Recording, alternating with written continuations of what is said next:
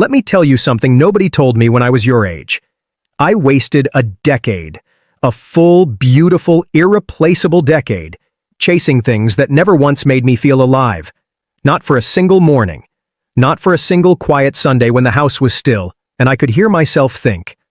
I was 44 years old, standing in a parking garage after a meeting I can't even remember now. And I thought, is this it? Is this the thing I traded my health for, my marriage for, my kids' bedtimes for? And I want you to stop right there, wherever you are right now. Maybe you're driving, maybe you're folding laundry, maybe you're sitting in that same parking garage I was standing in. And I need you to hear me. Because I am 71 years old and I have watched people I love die with regret in their eyes. And I am not going to let that happen to you without at least trying to warn you. If this is speaking to you, if any of this is landing somewhere real inside your chest, do me one favor before we go any further. Hit that subscribe button. Because this channel exists for one reason only: to say the things nobody said to us before it was too late. Now let's get into it. The first thing you are wasting in your 40s, and I mean burning through it like it's cheap fuel, is your energy. Not your physical energy. I'm not talking about the gym. I mean your emotional and spiritual energy. The kind that runs out quietly, slowly, without any dramatic announcement. You don't wake up one day exhausted. You wake up one day and realize you've been exhausted for years and just kept moving because stopping felt dangerous. That was me. I kept moving because I thought stillness meant failure. I thought if I sat down long enough to feel what I was actually feeling, the whole thing would collapse. So I stayed busy. Lord, did I stay busy? Committees, projects, obligations, favors, yes after yes after yes, until I didn't even know what my own no felt like anymore. And the people I said yes to? Most of them are not in my life today. Not because of anything dramatic. Just because that's how it goes. People come and go.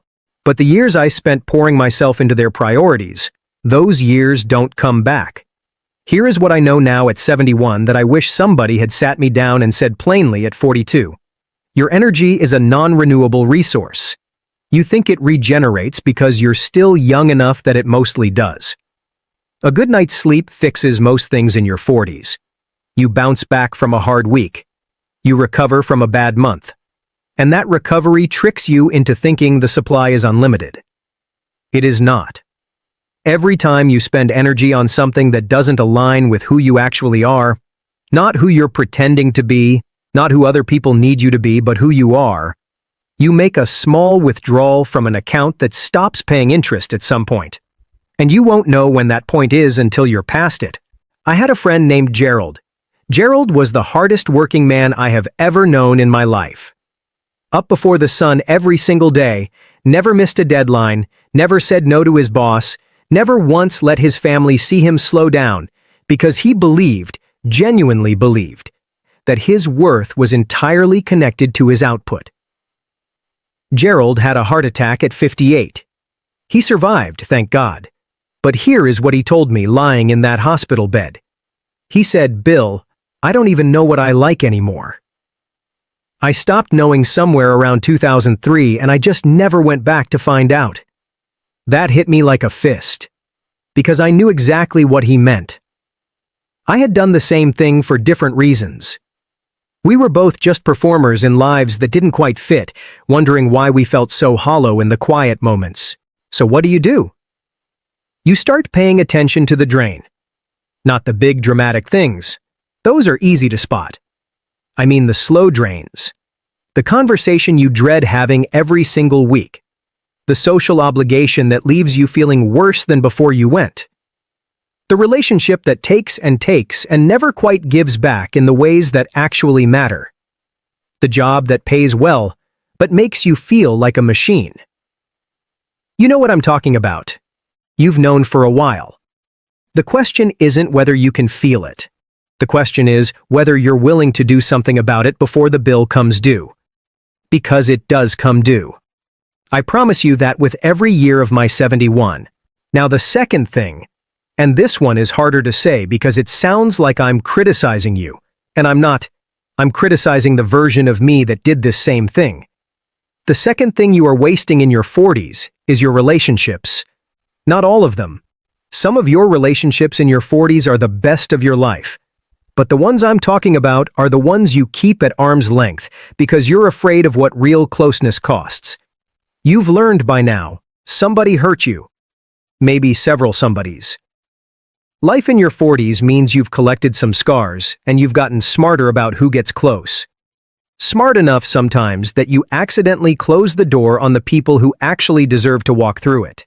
My wife tried to tell me something in our 14th year of marriage that I wasn't ready to hear. She said, "You're here, but you're not here."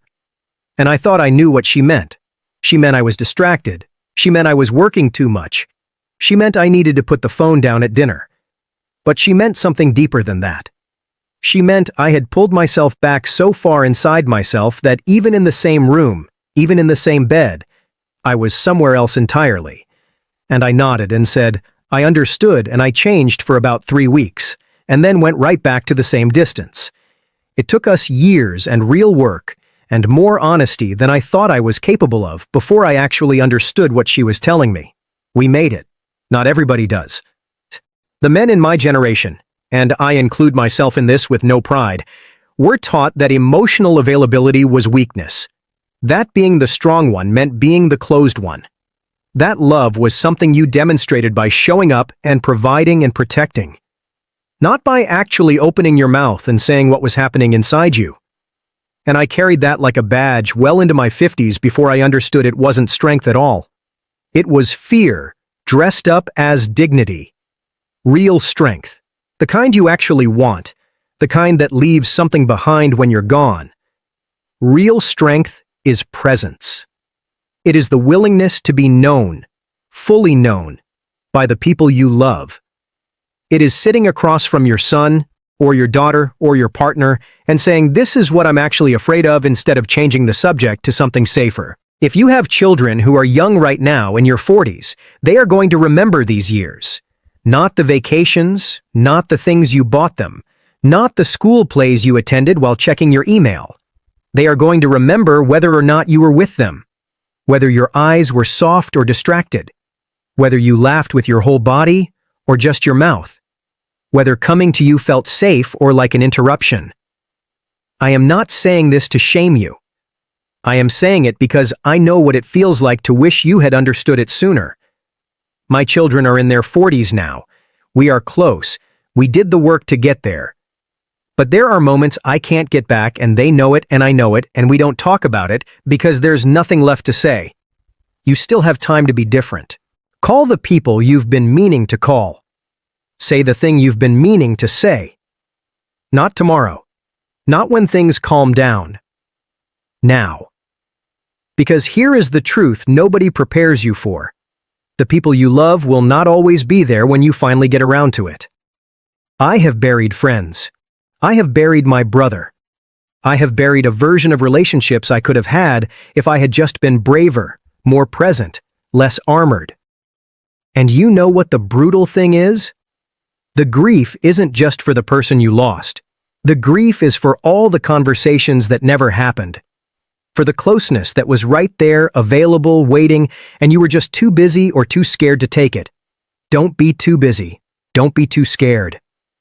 And the third thing, the one I saved for last because it is the one that took me the longest to learn. The third thing you are wasting in your 40s is your own permission. Permission to change. Permission to want something different. Permission to say I was wrong about what I thought I wanted and I am allowed to want something else now. This is the one that quietly destroys people. Because in your 40s, you have built something. A career maybe, a reputation, a life that looks a certain way from the outside.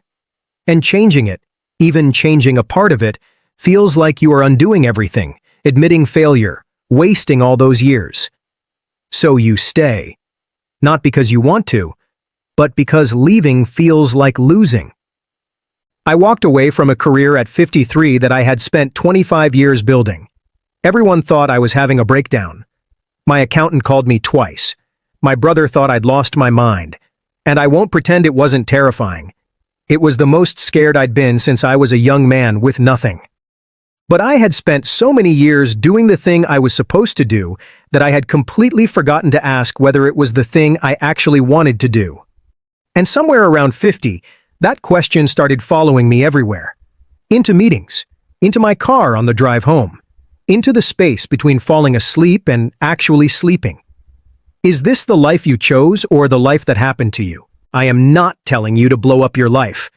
I am not telling you to quit your job or leave your marriage or move to another country.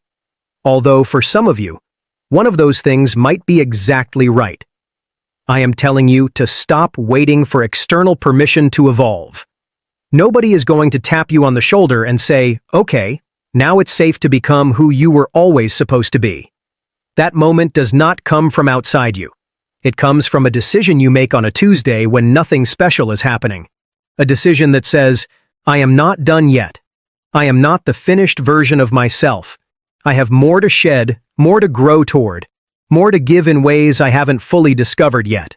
At 71, I look at my 40s the way you look at a photograph of a place you used to live. There are things about it that were beautiful, and things about it that were harder than they needed to be. But the one thing I keep coming back to, the one thing I would say if I could sit across from that man in the parking garage, is this. You have more freedom than you think you do. More than you are using. More than the people around you are comfortable with you using. Your job, your roles, your identity. They are not a cage unless you decide they are. You can choose differently. You can begin again inside the same life. You can wake up tomorrow and decide that how you spend your time actually matters. That who you spend it with actually matters. That the voice in your chest that has been trying to tell you something is worth listening to. 71 years is a long time to be alive. And the gift of a long life is that you can see things clearly that you couldn't see when you were in the middle of them. What I see clearly now is this. The 40s are not the beginning of the end. They are the last great chance to build the life you actually want, before the body starts making more decisions for you than the mind does. The energy you still have, the clarity you've earned, the relationships you can still deepen, all of it is still yours. But it will not wait forever. So stop waiting. Stop performing the life you thought you were supposed to want, and start living the one that makes you feel real. Stop being so careful with your heart that you never actually let anyone hold it.